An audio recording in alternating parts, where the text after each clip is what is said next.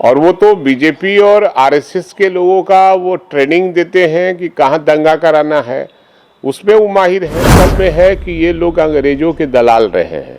अंग्रेज भगाओ देश बचाओ, उसी तरह पूरे देश में अब नारा लग चुका है कि भाजपा भगाओ देश बचाओ। आपकी फिटनेस का राज क्या है? एशवेल रस, ये एक ही बोतल में है। Stress, weakness, acidity, obesity, hair fall, skin की हर परेशानियों का एक ही हल। Ashwell life, diabetes free life.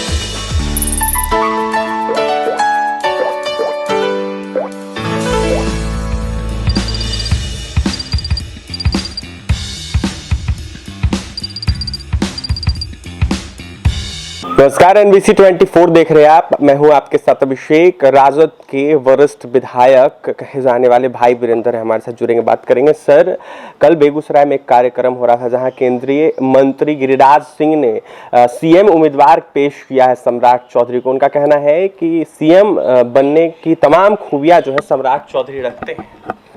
तो सवाल है कि न उनको अधिकार है और न किसी पार्टी को अधिकार है। अधिकार सिर्फ और सिर्फ वोटर को है कि देश का, राज्य का सत्ता किसे सौंपा जाए। वो अनर्गल बयान देते रहते हैं, उसी के लिए प्रसिद्ध है वो।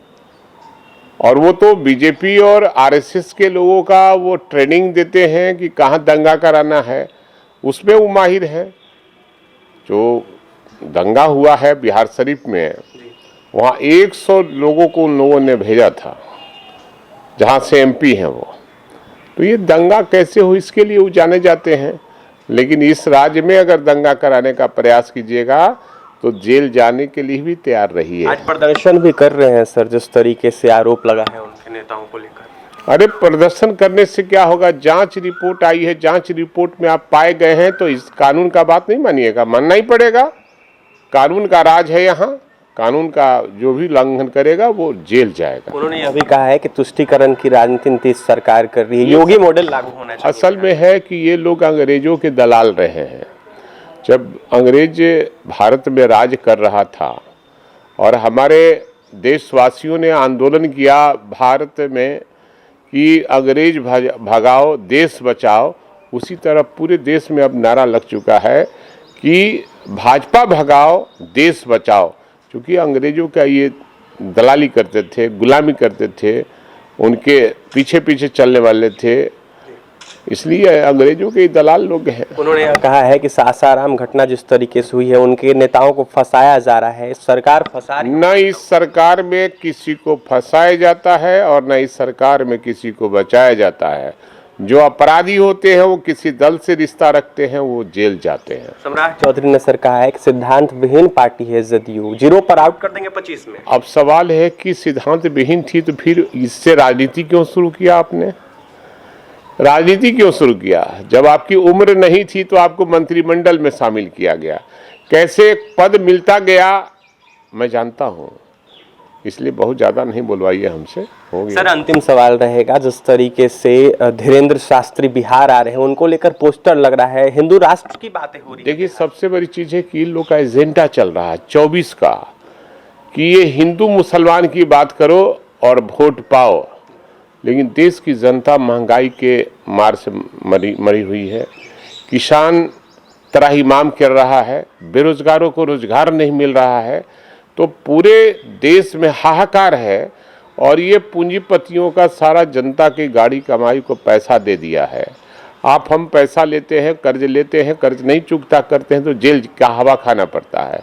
और ये इन लोगों ने 1,25,000 करोड़ रुपया अडानी को देने का काम किया है और उसको माफ़ करने का काम किया है, कर्ज को।